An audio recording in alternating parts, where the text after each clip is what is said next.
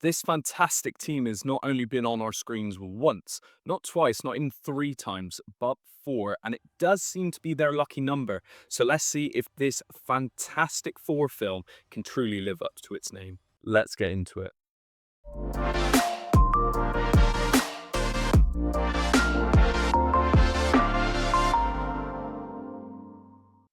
I'm happy to announce that this film is surprisingly good. It's a lot better than I expected. And again, I went in with quite high expectations after the very ropey road of what Marvel has been putting out the past couple of years.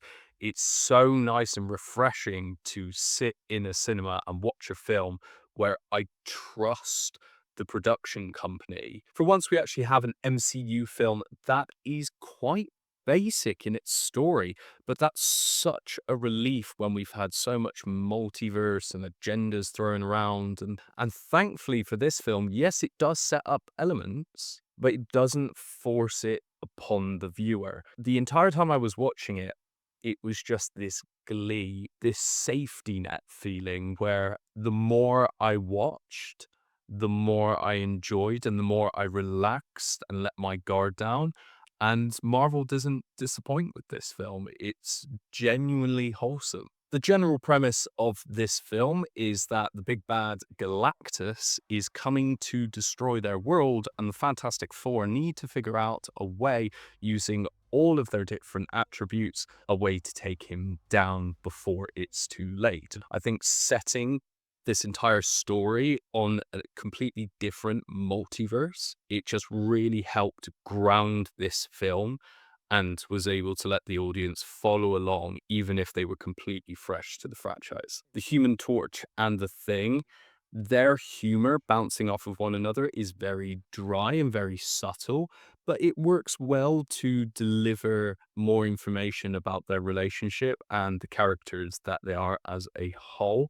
And the same goes for Mr. Fantastic and the Invisible Woman. It just helped ground these larger than life characters. The film's casting is fantastic. The big standouts for me were Joseph Quinn and Vanessa Kirby. Both of their performances were very, very genuine and deeply engaging.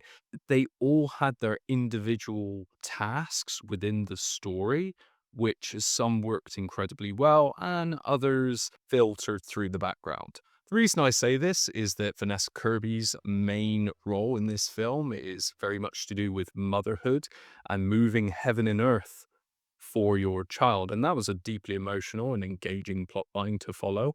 And also Pedro Pascal being an awkward, very overly logical character of Mr. Fantastic, being overly concerned for his child and using his brain not always in the most empathetic way, but always to do what he believes is the right thing. Joseph Quinn as well, maybe not as engaging a story because he's mainly chasing after the Silver Surfer for the majority of the film, but there is a lot more depth into the discovery and a overalling arc between those two characters, which, yes, not very complex, it was still fun to follow along.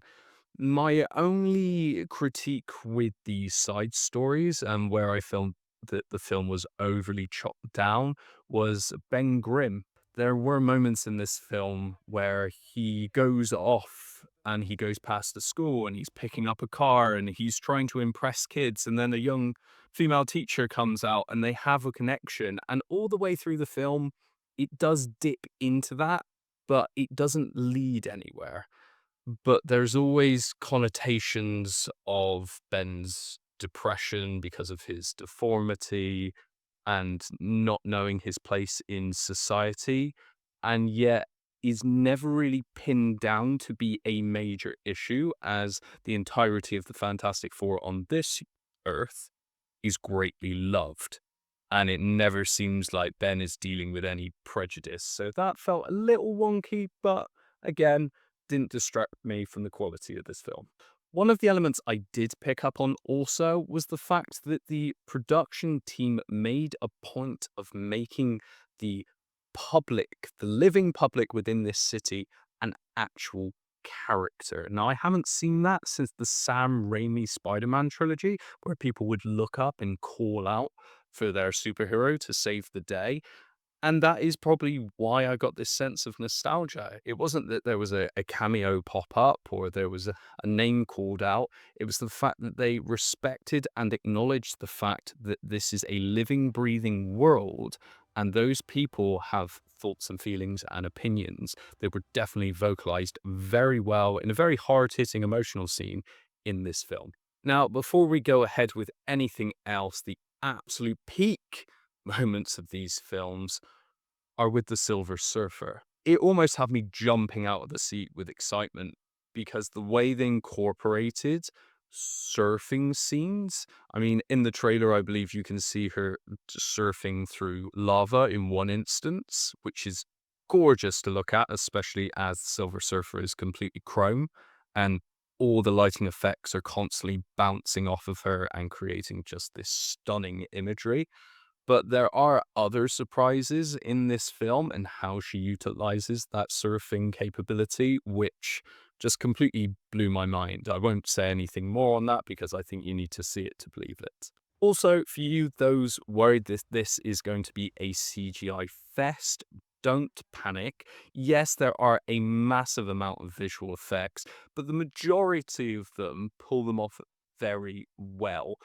There are some elements that I would have liked to have seen more of, say Pedro Pascal's Mr. Fantastic. They drew a very fine line with his power set being the ability to stretch and contort, but they didn't really utilize that too much. And I believe that was to restrain the wackiness in those serious moments. He was more like a slightly elongated man rather than Mr. Fantastic in this film. But I hope to see a little more creativity on that front. But with the things like Human Torch and his flame effects, those were bang on. You also had Ben Grimm as the Thing.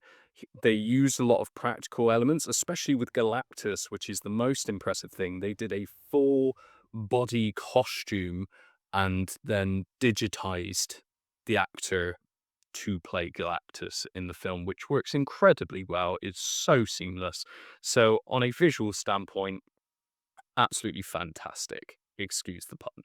Let's be fair, these characters are one of Marvel's oldest creations and are quite dated now. So it was really nice to see them embrace the weird and wonderful, not only in the art direction when it came to characters like Galactus, but in the actual architecture of the world and the vehicles they were flying around in and their uniforms and just the general aesthetic of this film as well. It was just really nice and refreshing to see something so bold and colorful for characters that are probably past their prime. As much as I adore this film, there was one moment that did throw me slightly, and there is a part in the film where a they come to a rock and a hard place and the public is interviewing them.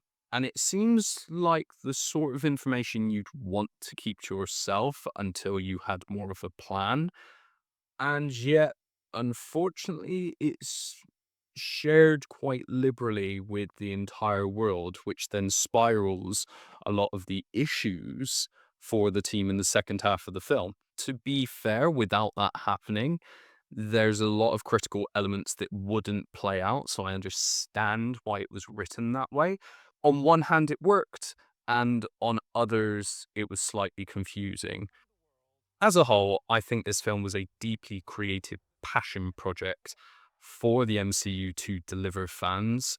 After quite a rocky road for them, I've been an MCU fan since I believe I was 9. Right from the very first Iron Man, I've always had faith. And yet, over the past 5 or 6 years, they have had some rocky moments that have shaken a lot of people into whether they want to continue watching their content. If you are suffering with superhero fatigue, this is a breath of fresh air. It's a wholesome, goofy, straight to the point, action packed, heartfelt film, which is definitely worth your time. With all this said, I'm going to give this film a 4 out of 5 stars. It just doesn't quite hit perfection, but from a typical team up film and franchise that has never particularly done well at the box office, I'm pleased to say that the opening weekend of Fantastic Four has earned more collectively than the previous Fantastic Four did throughout its entire lifespan. So I can't wait to see what they do next. You could say they've taken their first steps. Please remember to subscribe. I hope you're all having a fantastic day. And remember, this doesn't happen without you.